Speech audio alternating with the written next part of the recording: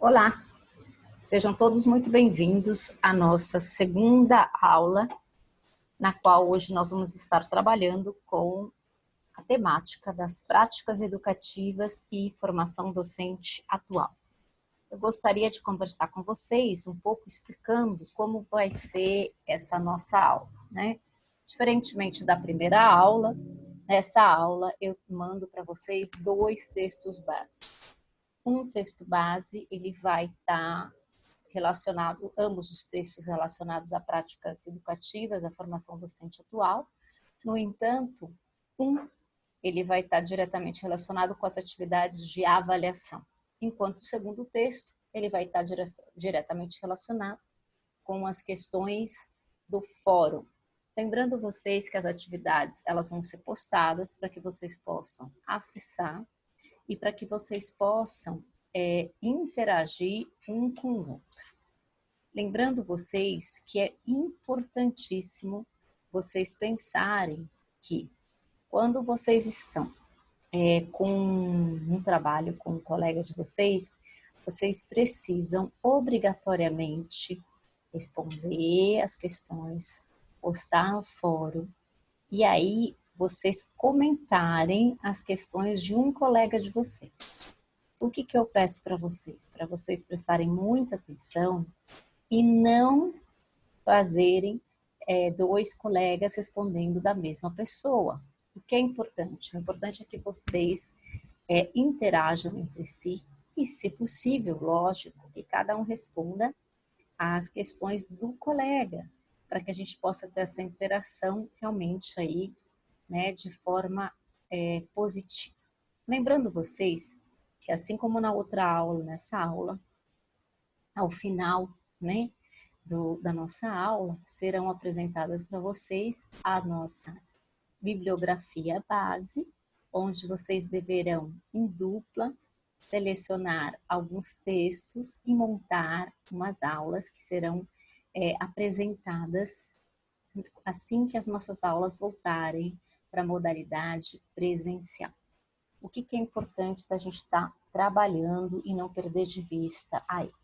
Como vocês, essa disciplina presta muita atenção e ela está voltada à didática do ensino superior, eu gostaria que vocês entendessem que está diretamente relacionado como vocês pensam e entendem, né, a questão da formação do professor, pensando na sua prática, né, como que eu realmente vou estar ali trabalhando dentro de uma graduação, o que vai estar sendo esperado e exigido de mim, tá certo? Então, vamos fazer uma retrospectiva. Todas as aulas eu vou apresentar exatamente o que vocês vão ter de conteúdo e como a gente vai trabalhar. Vocês vão receber um plano de aula referente a essa aula. O que a gente trabalharia hoje. Vocês vão receber uma atividade avaliativa. Essa atividade avaliativa garantirá a vocês a nota final durante esse processo, né, de aula dentro da modalidade EAD. Vocês vão receber o PowerPoint, realmente, né, no formato do PowerPoint, e vocês vão receber o link dessa aula que deverá ser assistida por vocês e compartilhada com um ou com o outro. Eu também deixo sempre o meu e-mail. No caso de um de vocês ter alguma dúvida, poder me escrever e sanar essas dúvidas diretamente comigo, certo? A gente está aí com essa prática, a gente não sabe até quando, até quando a gente vai estar trabalhando, né, dessa forma, mas a gente está fazendo de tudo para que vocês possam se adaptar. Há também, além, né, da avaliação, um fórum, como eu já disse, que vocês deverão acessar. E assim como na outra aula, isso vai ser uma praxe em todas as atividades de fórum, elas vão se repetir da mesma forma. O que é? Vocês estarem postando a resposta de acordo com o texto base e, além disso, estar respondendo e comentando o texto de um colega. tá certo? Isso é uma obrigatoriedade que garantirá a vocês a nota e a participação. Então, fica aí para vocês a lembrança. Além disso, vocês irão receber 2 textos básicos. Esses 2 textos, eles são 2 artigos científicos, um de 15 páginas, o outro também de 15 páginas, consta 16, porque na verdade um deles vem a princípio, esse de 16 páginas, com uma imagem. E a imagem ela não conta para leitura, mas ela estava já junto no PDF. Mas em escrito, mesmo texto escrito, nós temos 15 páginas. Então vocês terão aí uma leitura de 30 páginas a ser dividida no tempo aí para vocês, tá certo? Como vocês farão, fica à vontade. Lembrando que um texto, ele vai estar diretamente relacionado à avaliação e o outro ao fórum, mas em que algum momento, ou numa atividade ou em outra, vai existir ali uma atividade que vai exigir que você tenha pensado, refletido tanto nessa aula, com o conteúdo que está sendo apresentado nesse PowerPoint, como com os textos que estão aí disponibilizados para vocês lerem, tá ok? Então, é isso. Acredito que a cada dia vai ser mais facilitado as nossas aulas, que permitirão que vocês possam, de fato, estar entendendo, interagindo com o colega, né? A cada dia eu acredito que ficará mais fácil a nossa interação a partir dessa modalidade, tá certo? Então, sejam muito bem-vindos e, como eu já disse, meu e-mail está aí para qualquer dúvida. Eu vou conversar com a Didi, vamos montar um grupo de WhatsApp para a gente poder tirar as dúvidas mais rapidamente, tá certo? Espero de verdade que todos vocês estejam muito bem e estejam aí com força total em casa, com saúde, para que a gente possa passar por essa pandemia da melhor maneira possível, tá certo? Lembrando que a aula, em geral, o vídeo, ele vai até 1 hora. Eu acredito que às vezes vai ter uma variação, que pode ficar 50 minutos, né, quase 1 hora, mas nunca mais que 1 hora para vocês poderem acompanhar. Então, o bom do vídeo é que vocês podem aí, colocar no celular e vai acompanhando aí as aprendizagens e o que a gente está trazendo para vocês nessa semana, certo? Então, muito bem-vindos. Essa aula é a aula do dia 2 de abril e vamos à temática. Hoje nós vamos trabalhar sobre as práticas educativas, tá certo? Aqui, as práticas educativas e formação docente atuais. O que a gente está chamando, né, nesse caso, de formação docente. Então, é importante a gente estar pensando. Então, a primeira coisa, a gente vem aqui com uma pergunta, né? Um questionamento da Silvia, que é, de uma forma ou de outra, a noção envolvida é sempre representacional, né? Especular, mimética, a teoria representa, reflete e espelha a realidade. A teoria é uma representação, uma imagem, um reflexo, um signo de uma realidade. Isso é muito importante da gente pensar, porque todas as vezes que a gente estiver trabalhando com pesquisa, obrigatoriamente, a gente tem que pensar a teoria, né? Não existe prática sem teoria, não existe teoria sem prática.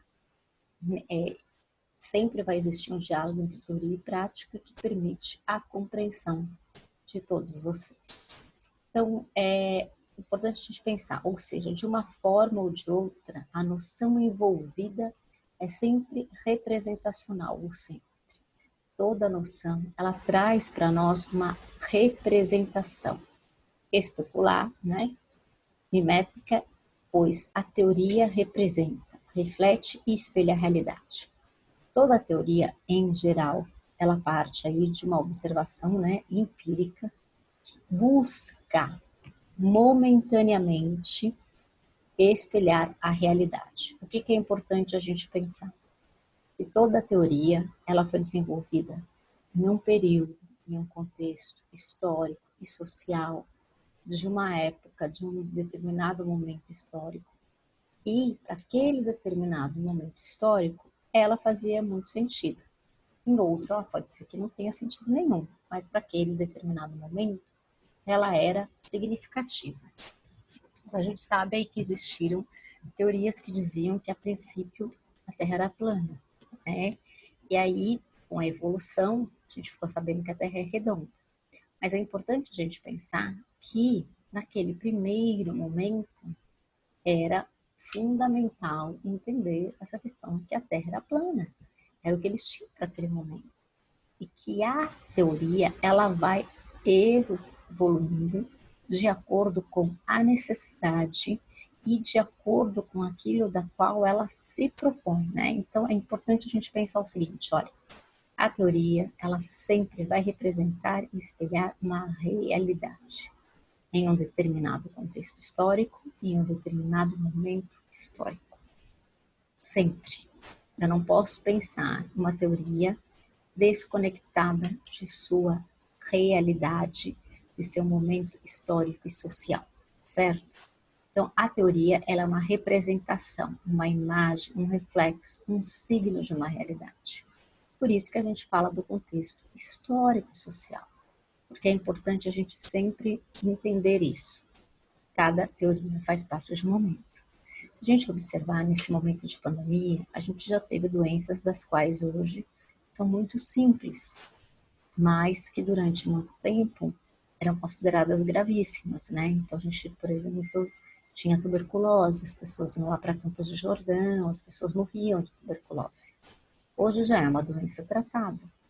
Então a gente observa a evolução da teoria a partir das pesquisas e daquilo que são os resultados alcançados. Então a gente tem, por exemplo, hoje não existe ainda a cura, né, do HIV total, mas existem os coquetéis que permitem que a pessoa tome e fique muito mais saudável, sem ter os efeitos colaterais que existiam anos atrás, quando o coquetel foi criado, tá certo?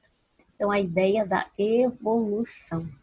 A gente sabe que não existe ainda a cura do câncer, mas existem possibilidades, tratamentos que ajudam a eliminar, né, o câncer do corpo, obviamente, que tem os efeitos colaterais, mas a cada pesquisa a gente vai vendo outras possibilidades de avanço, principalmente nessa área da saúde, né? Que é a área onde a gente vê que as pesquisas elas acabam tendo impacto. Eu não gosto de dizer maior, mas mais visível para a sociedade, tá certo? Então, a partir aqui dessa concepção do que Silvia traz, a gente pensa e entende o que é uma teoria e a partir de que forma a gente tem que pensar e organizá-la, tá certo? Então, a gente traz aqui também o conceito de democracia. Tá aqui espero que o Gil esteja vendo, né? O nosso professor de história. É engraçado que nas aulas a gente sempre convoca muitos professores de história, principalmente quando trazem conceitos dessa forma. Então, eu tenho aqui a palavra democracia, que ela tem a origem, né? A democratia, que é composto por demos, que significa povo, e kratos, que significa poder. Nesse sistema político, o poder é exercido pelo povo, através do sufrágio universal. Então, vamos lá. Eu acho que a palavra democracia, ela traz em si, realmente, né, muitas possibilidades de reflexão, e entre elas, o quanto realmente significa, né, a ideia do povo no poder. O quanto a democracia, pensando agora no nosso país, ela está sendo, de fato, executada, quanto ela está sendo, de fato, possível de ser acreditada até. Será que hoje nós vivemos, de fato, numa democracia? Nós vivemos dentro de uma escola democrática, já que a gente tem pesquisado sobre isso, o Bani fala muito, né, da escola democrática. A gente está vivendo realmente a democracia dentro de diferentes áreas do conhecimento. Como que o conceito de democracia está sendo efetivamente realizado dentro do nosso país? E quando a gente for falar da democracia no mundo, como é que o mundo vem entendendo as questões da democracia? Né? Os países, de fato, que se entendem por democráticos, têm defendido esse conceito? Por que eu trago esse conceito para essa aula, né? Quando a gente está falando sobre educação? Porque quando eu penso em democracia, a primeira coisa que eu vou pensar, né, que seria isso, o povo no poder, mas a escola, ela trabalha o conceito de democracia? Um professor, ele é formado para preparar uma aula democrática? Como a democracia, ela é estabelecida dentro da sala de aula? Existe realmente? As escolas, elas se põem de forma efetiva no que diz respeito a esse conceito? Então, como é que cada escola está aí pensando, se organizando e pensando hoje, né, no nosso país como um país democrático? Como ele vai estar organizando e fluindo para tudo isso? Né? Então, é importante a gente pensar, porque a gente fala muito nessa palavra democracia. No entanto, quantas vezes em sala de aula a gente efetivamente se propõe a refletir o que é e a pensar e a levar o aluno a entender se realmente esse aspecto da democracia está existindo na nossa prática docente, na escola na qual a gente trabalha, na universidade da qual a gente se encontra.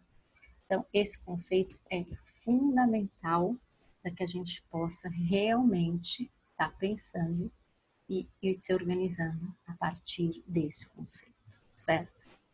Eu sei que a aula, nesse primeiro momento, ela é uma videoaula, mas eu gostaria muito que quando a gente fosse trabalhar essa aula presencialmente, que vocês trouxessem e falassem um pouco desse conceito de democracia.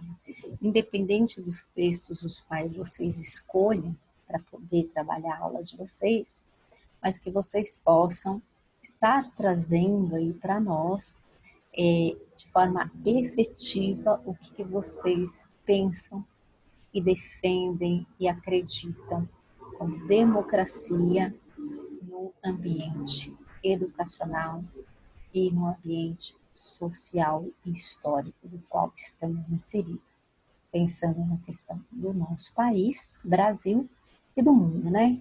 Como o mundo aí está trabalhando as questões de democracia, se efetivam ou não, e se as outras escolas desses países das quais a gente está aí se buscando refletir, trabalham melhor o conceito de democracia que nós, tá certo? Bom, deixa eu só verificar que aqui passa tão rápido, tá? Isso. Conceito de democracia. A gente vai continuar aqui.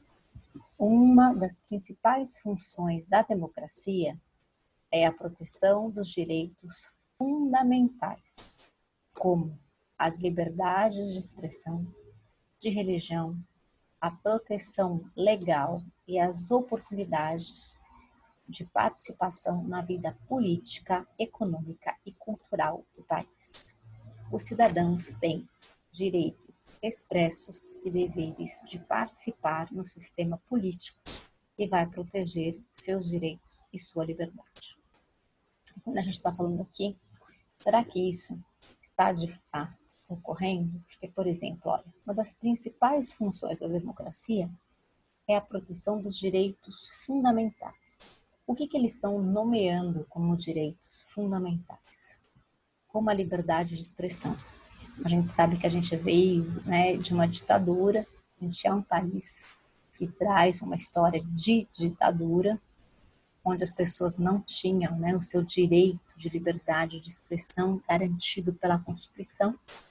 No entanto, muitas vezes eu me pergunto se as pessoas de fato estão tendo condições de se expressar, se elas são de fato pessoas que estão exercendo o direito da liberdade de expressão. Nós realmente, efetivamente vivemos isso? Como que nós fazemos? Religião, né? Como eu expresso a minha religião? Nesse momento onde a gente tem recebido, né, muitas pessoas vindo de países de guerra, como está sendo essa questão cultural e até religiosa de, por exemplo, pessoas que chegam, por exemplo, da Síria, onde tem uma religião diferente da nossa, onde as mulheres usam o lenço na cabeça, onde a forma de expressar a sua relação com Deus é diferente da minha, o que não significa que seja melhor ou pior, mas é diferente, né? Então, assim, enquanto eu respeito uma pessoa que vem com esse lenço na cabeça, com essa moça que usa uma roupa diferente da minha, que não mostra o corpo, eu estou de fato respeitando ou eu estou julgando? Porque é importante eu pensar, né? O Deus dela é o mesmo que o meu. Talvez a forma como a gente se relacione com ele seja distinta, como a forma a gente olhe para ele não seja a mesma, mas isso não significa que seja melhor, pior, mas só distinta, né? E aqui a gente tem o que? A proteção legal e a oportunidade de participação na vida política. Hoje nós temos direitos ao voto, né? O voto eletrônico. Foi exigido que nós fizéssemos aí a nossa digital eletrônica. E a partir da digital eletrônica a gente já tem até outro título de eleitor. E como que vai ser essa minha participação nessa vida política? E a minha participação na vida econômica, né? Vamos lá. Eu estava hoje preparando a aula de vocês e estava acompanhando o que tem acontecido aí sobre a questão da pandemia e as pessoas preocupadas sobre a economia, não só do Brasil, mas do mundo. Como vai ser a economia do nosso país sobrevivendo a esse problema enorme que vai ser o coronavírus?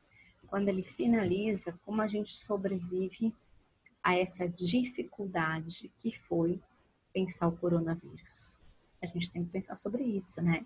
Então, como está sendo a questão da economia e a cultura de uma sociedade? Como ela se mostra, como ela se faz presente? De que forma as pessoas têm essa participação dentro da cultura, né, de uma sociedade? Toda sociedade traz em si uma cultura e uns valores compartilhados pelos membros da sociedade. Não significa que seja melhor nem pior, mas traz em si essa possibilidade, tá certo? Então é importante a gente estar vendo e pensando isso. Bom, os políticos têm o direito expresso e deveres de participar no sistema político, que vai proteger seus direitos e sua liberdade. Então, os cidadãos, né, eles têm aí a oportunidade de participar. Mas será que a gente efetivamente tem participado, tem interagido da vida política, tem se permitido vivenciar e exercer, né, o nosso direito que está expresso em participar, aí pelo voto, as pessoas como elas estão se posicionando dentro das questões políticas? As pessoas às vezes ainda têm medo de se expor, de se calar. Então, como a gente faz tudo isso dentro desse ambiente na qual a gente vai pensar, principalmente, né, o ambiente da educação? Bom, aqui eu trago os desafios para a teoria e a prática da democracia. Lembra que no começo da aula eu falei que não existe teoria sem prática, sem prática sem teoria? Isso é fundamental. É o lado reverso da moeda. Um não existe sem o outro, né? Então, é difícil realmente fazer democracia. É que a democracia, como qualquer outro sonho, não se faz com palavras desencarnadas, mas com reflexão e prática. Não é o que eu digo o que diz que sou democrata, que não sou racista ou machista, mas é o que eu faço. É preciso que eu diga, não seja contradito pelo que faço. É o que faço que diz de minha lealdade ou não ao que digo. E essa aqui a gente tem essa passagem do Freire, que eu acho que ela vem muito marcada, que o que importa não são as palavras das quais eu pronuncio, mas a forma como eu me comporto, que vai ser possível reiterar e entender se aquilo que eu estou dizendo é, de fato, real ou não. Eu acho que isso é fundamental quando a gente traz aqui as ideias de Freire, porque Freire mostra se o que eu estou dizendo, ele é real ou não.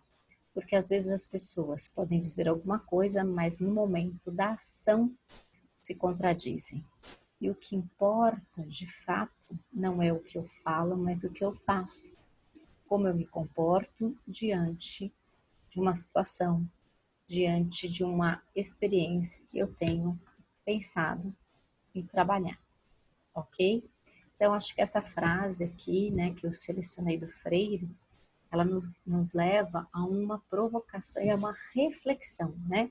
De como que eu estou pensando, de como que eu estou me organizando, de como que eu estou me colocando para poder, de fato, né? Tá pensando e entendendo se essas questões, elas estão aí sendo, de fato, efetivadas, certo? Eu acho que isso é fundamental. Então, acho que a partir dessa questão do Freire, essa frase, a gente consegue se colocar numa autoanálise e perceber o quanto que eu estou dizendo, ele é, de fato, compatível com o que eu estou agindo, pensando e me colocando, tá certo? Aí, eu coloco aqui os desafios para a teoria e prática democrática, né? O educador, ele precisa o quê? Problematizar a realidade prática e refaz constantemente seu ato cognoscente na cognoscitividade dos educandos.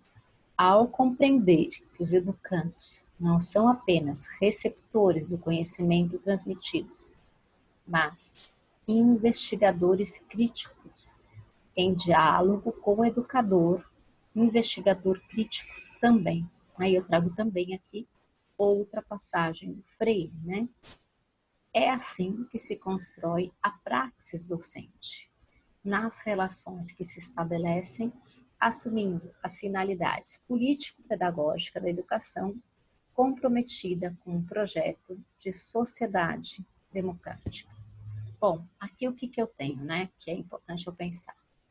Como o educador, né, que problematiza a realidade, como ele vai pensar e problematizar a sua prática, como ele refaz constantemente o seu ato cognoscente, ou seja, na cognitividade dos educandos, né?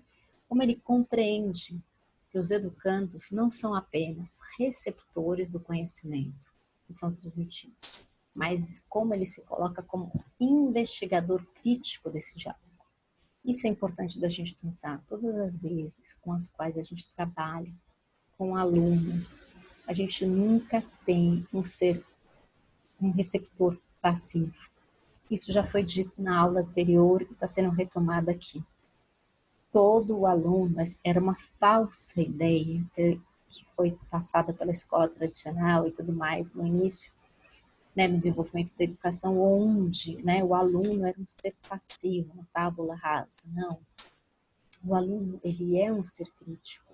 Ele traz um conhecimento, ele tem uma possibilidade de reflexão, né? Ou pode não ser no nível que eu trago nas minhas leituras, mas ele tem aí já algumas considerações, algumas ideias prévias.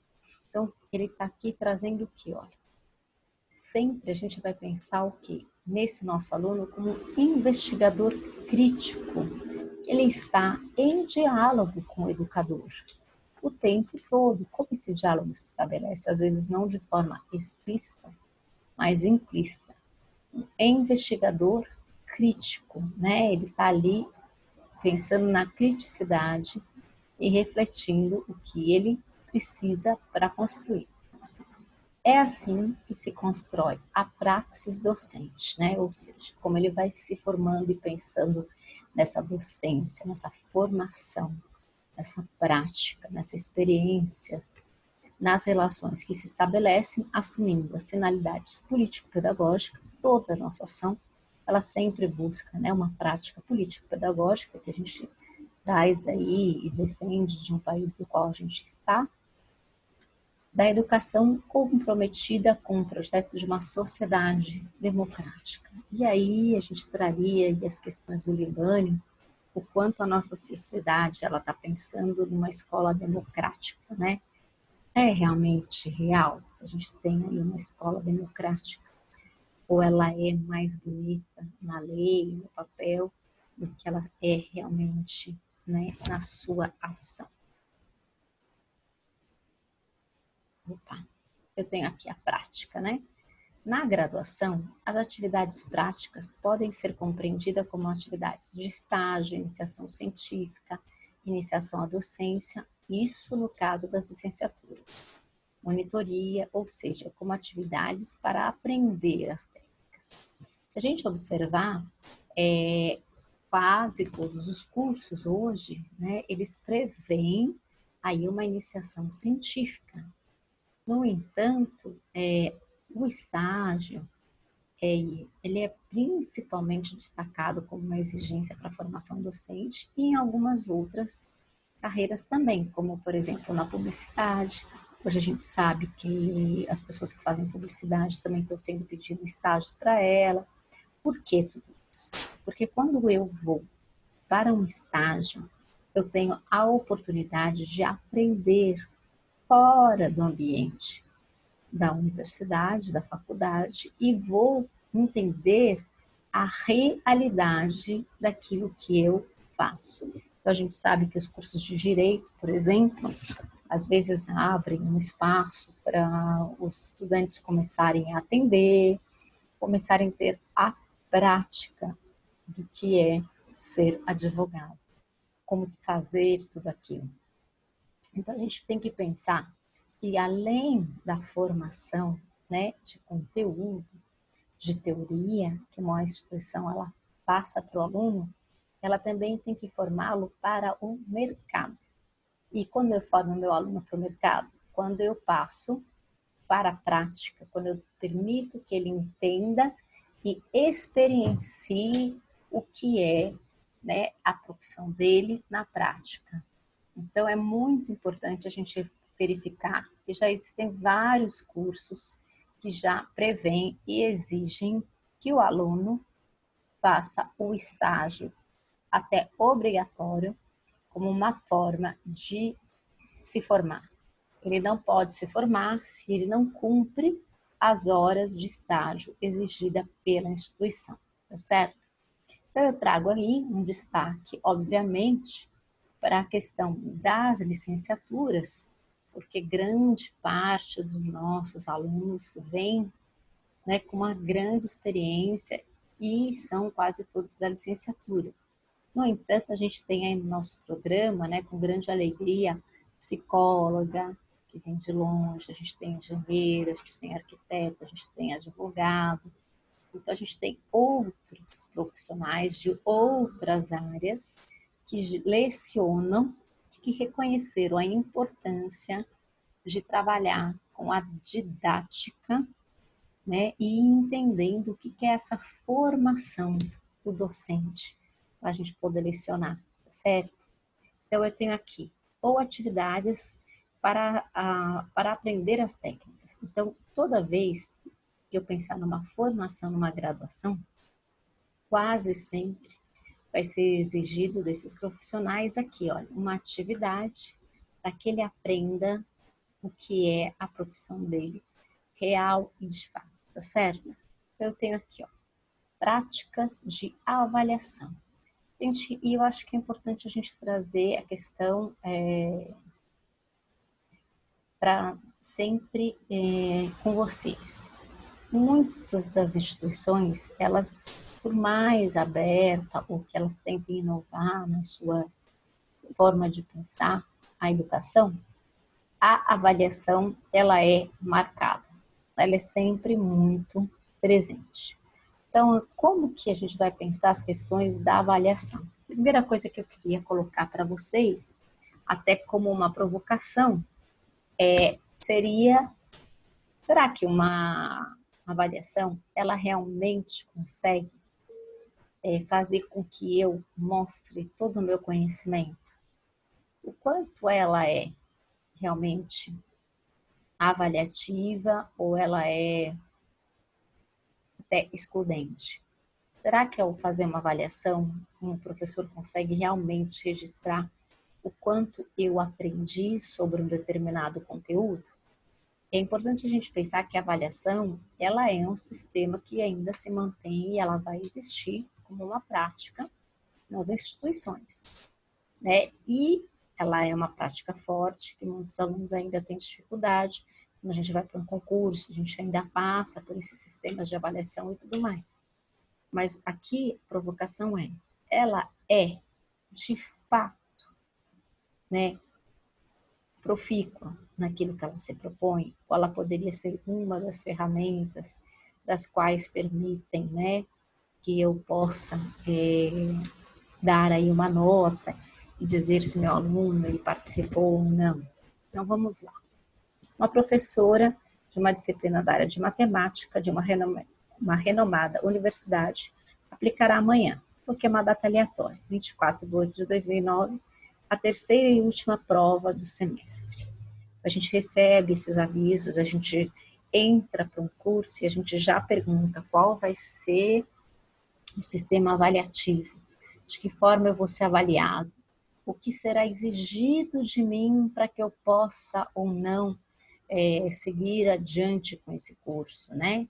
Todas as vezes que a gente inicia um curso, a gente pergunta. A gente tem visto aí muito em algumas instituições de ensino, né, que tem o lato sensu, que é uma especialização, as pessoas colocando assim, não precisa mais de TCC, não precisa mais de artigo científico, o que para mim é uma grande tristeza, porque ali é o momento de preparar o aluno para um artigo científico, para um TCC, para que ele possa vir melhor, para que a gente possa realmente trazê-lo, tá certo? Para um mestrado e para um doutorado. Seria ali um momento de preparação, onde ele se prepara para tudo isso. Aí eu tenho aqui, olha, contudo, deixa eu puxar aqui, senão eu não consigo ler. Aqui, ó. Contudo, fui informada que os estudantes não conhecem as notas das duas primeiras provas. Justificativa. O docente entende ser esta a forma de eles serem obrigados a estudar. Será mesmo que eu vou estudar mais quando eu não sei as minhas outras notas? Mas, ainda que seja, qual é o objetivo realmente desse professor que pensa na prova? A avaliação, ela é punitiva ou ela é realmente avaliativa? Ela busca verificar que eu aprendi ou não, né? Isso tem que ser muito pensado, porque, por exemplo, eu tô ali para quê? Para ter que provar para aquele professor que eu domino aquele conteúdo, por exemplo, eu trouxe matemática porque eu detesto. Qualquer pessoa que me conheça bem sabe que eu e a matemática é um caso de ódio, mas eu tive que passar para provar que eu era inteligente, né? A matemática nunca fez nenhuma diferença na minha vida.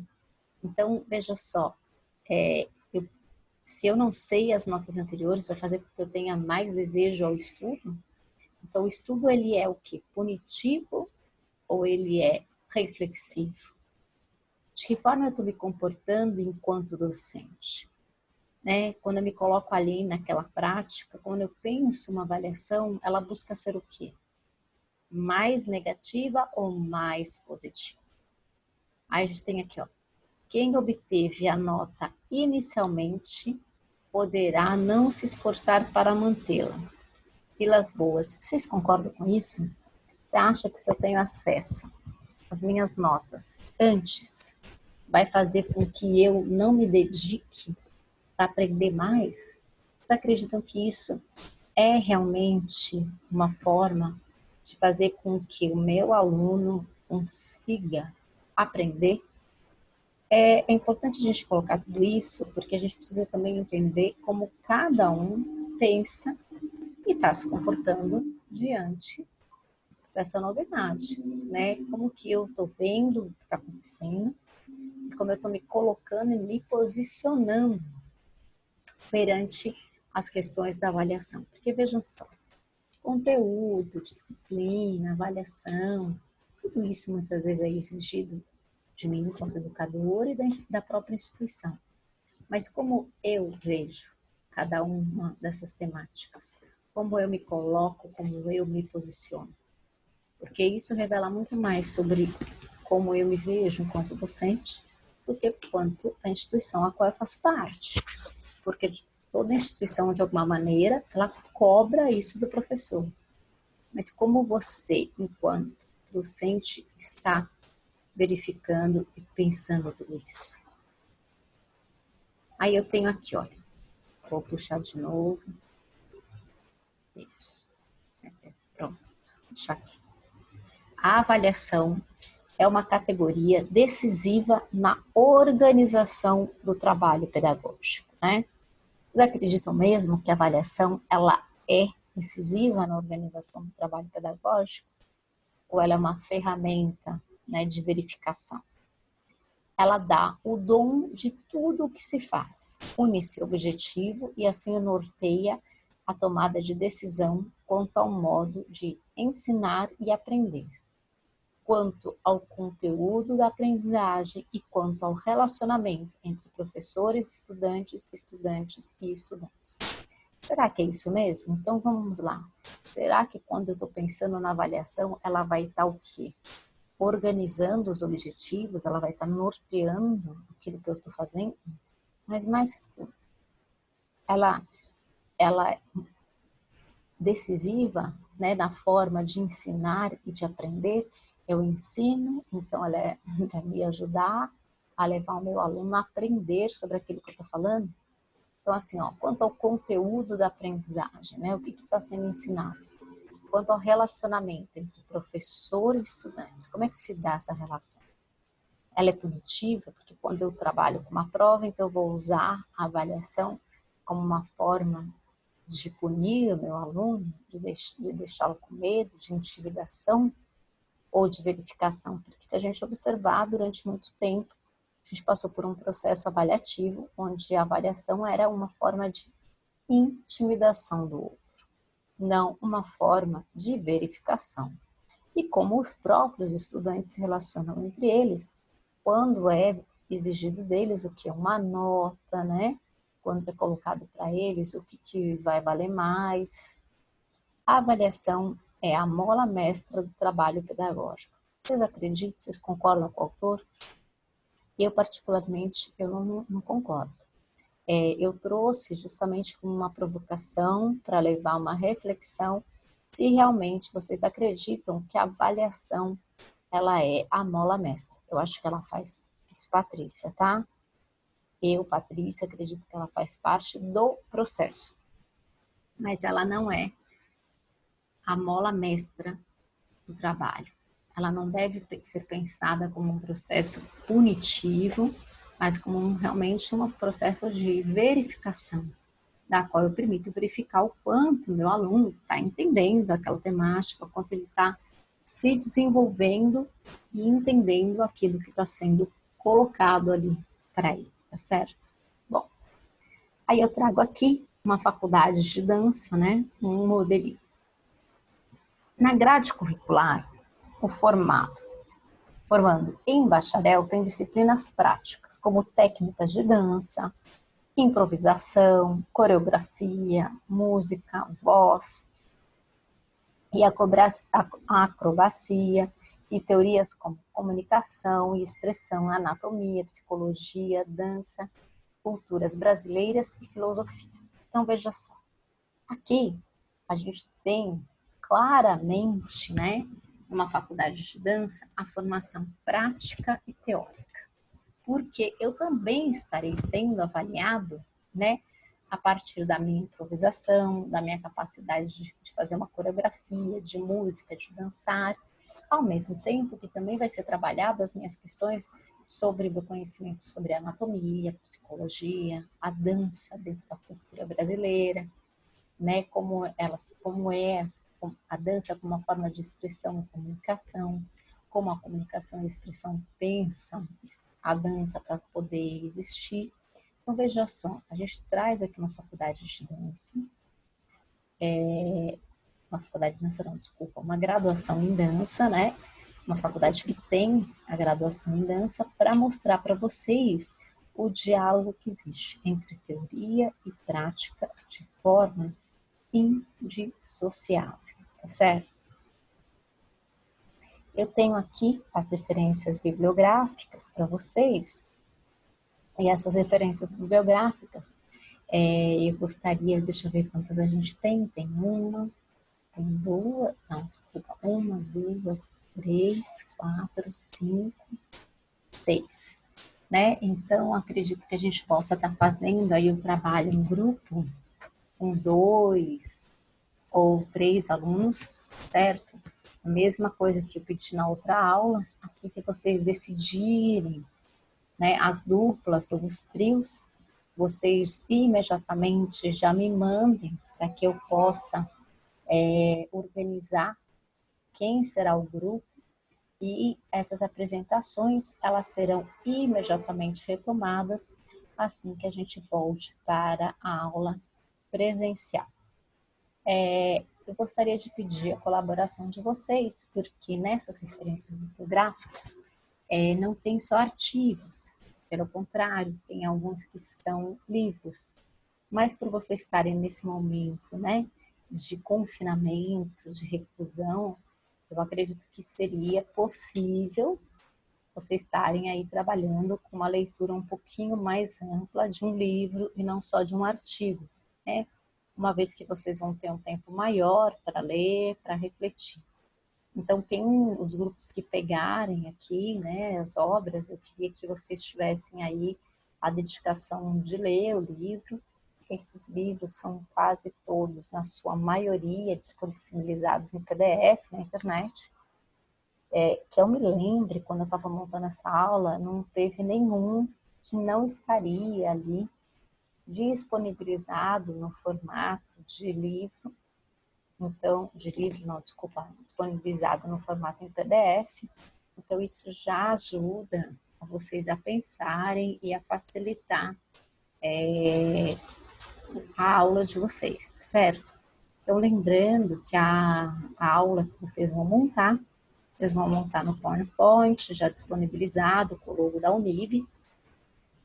Depois das apresentações, serão feitas as correções, que serão mandadas para a Didi, e a Didi vai organizar todo o conteúdo e mandar para vocês.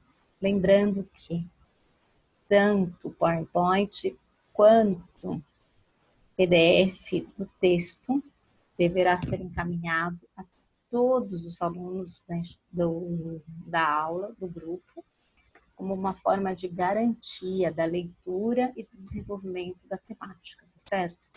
Lembrando aí que a aula, ela a princípio seria de 15, 20 minutos, mas que acaba às vezes durando 1 hora, sem problema nenhum. O importante é que a gente possa realmente discutir e aprofundar sobre essa temática, certo? Eu vou dar uma retomada aqui no início, para a gente poder pensar, né? Então, eu tenho aqui, ó, as práticas educativas e a formação docente atual. Então, a gente tem que pensar que a formação docente, ela é, de fato, uma formação que pensa teoria e prática. E as práticas educativas, o quanto eu tenho algumas ações que são exigidas no âmbito, né, do ambiente educativo e que eu, enquanto educadora, estou ali realmente cumprindo ou não. O quanto eu estou exercendo e respeitando a escola que se propõe a ser democrática, quanto eu estou entendendo o direito do meu aluno e quanto a gente está trabalhando numa escola que busca defender os valores, né, de uma escola atual. Eu não posso pensar uma prática educativa se eu não penso a questão da democracia. Hoje, uma prática educativa, ela parte, sobretudo, dessa questão de como eu entendo a democracia e de como eu me comporto, reconhecendo o meu direito e o direito do meu aluno de exercerem, né, esse direito à fala, a liberdade de expressão, a liberdade de religião, né, a liberdade de se colocar. Outra coisa que foi pontuada também nessa aula são as questões de conteúdo e avaliação. E isso eu vou estar conversando com vocês bastante assim que a gente retornar e pensando, eu, como professor, eu de fato uso a avaliação como uma possibilidade de verificação ou uso a avaliação como uma forma de controle. Eu controlo o meu aluno a partir de uma avaliação, a partir de sistemas que permitem que o meu aluno seja avaliado. Não, a possibilidade que o meu aluno tem de entender, de se colocar e de se posicionar é super importante para que eu possa colocá-lo e entender o que é realmente um processo avaliativo, de verificação, tá certo? Isso é fundamental para a gente pensar a minha prática educativa e a formação docente atual, né? Não dá para pensar a formação docente atual sem verificar, questionar tudo aquilo que é exigido da instituição, até mesmo de mim, para que eu possa trabalhar. Gente, eu comentei com vocês que eu trago também, desculpa, finalizando aqui, eu espero que dessa aula, com esse PowerPoint que vai estar sendo disponibilizado para vocês, e vocês não tenham aqui nesse momento mais dúvida, né? Aqui tá o que a gente trabalhou, opa! E aqui as referências bibliográficas que eu vou ficar aguardando vocês se dividirem em grupo e me mandarem, tá certo? Aqui eu espero que vocês tenham entendido. Qualquer dúvida, realmente eu me coloco à disposição. Agora eu vou mostrar para vocês os dois textos base e o que eu espero que vocês tragam e reflitam sobre esses dois textos, tá certo? Eu tenho aqui o meu primeiro texto base, que é aqui, a formação de docentes para educação profissional e tecnológica. Eu trago essa temática porque a gente tem hoje falado muito sobre a educação profissional e o que é essa formação tecnológica, né? Então, eu tenho aqui um resumo e alguns aspectos pontuados para uma reflexão. Porque a gente tem falado hoje em dia da formação docente, mas como que é essa formação também tecnológica? Hoje a gente tem aí muitas instituições de ensino superior que trabalham com tecnólogo, mas esse tecnólogo é a mesma formação tecnológica dos cursos que existem por aí? De que forma eles se diferenciam, se aproximam? De que forma eles estão pensando essa formação docente? Isso é fundamental para que eu possa efetivamente pensar e refletir. Então, esse é o texto, tá certo? Ele está muito bem organizado e trago esse texto que eu gosto muito, que tem bastante relação com o que a gente trabalhou, provavelmente até mais que o outro, mas ele faz um cotejo, o discurso publicitário na formação da cidadania. E ele tem aí toda uma reflexão sobre a questão da cidadania na formação na escola. Isso vai ficar bem evidente numa parte que eu destaco para vocês estarem lendo, que é aqui, ó. Cidadania, escola e atuação do professor, tá certo? Ainda que na atividade eu enfatize a leitura desse tópico, eu gostaria que vocês todos lessem o texto como um todo, porque ó, vou mostrar o texto para vocês, que o texto ele nem é muito grande, tá certo? É de uma mestra em Letras e Comunicação pela Universidade Mackenzie, e aqui ela traz, olha, né, as referências bibliográficas que eu vou pedir também para vocês, tanto desse texto quanto do outro, também escolherem um texto e fazerem uma leitura. Então, na verdade, vocês vão ter que fazer 3 leituras, né? Aqui são textos de artigos, são textos pequenos, mas que permitiriam vocês se aprofundar mais naquilo. Olha que o Libânio, né? Não dá para pensar em escola democrática, em cidadania, sem pensar em ideologia e democracia. O Libânio, ele é realmente quem traz isso para a gente com muita força e a gente já tem estudado aí o Libânio há alguns dias. Então, eu gostaria que vocês, para a apresentação, pegassem um dos textos que eu trago no PowerPoint. E para um conhecimento maior e até mostrar no dia da apresentação, escolhessem um texto dessa bibliografia, do texto base 2 e do texto base 1, para que vocês pudessem realmente poder ter um melhor embasamento, tá certo?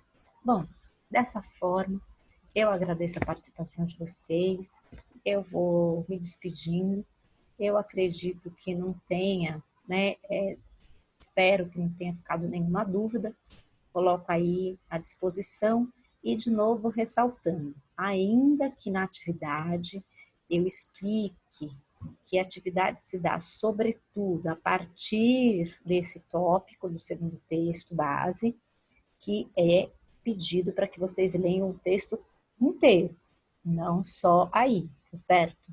Porque a leitura do texto na íntegra vai permitir a vocês um melhor entendimento. Bom, me despeço de vocês, agradeço a participação e aguardo vocês na nossa próxima aula, tá certo? Espero que todos se cuidem, espero que a gente possa se encontrar muito em breve, esse momento aí de pandemia se acabe rapidamente e que a gente possa se ver o mais rápido possível, tá ok? Muito obrigada a todos e aguardo vocês na nossa próxima aula. Até logo!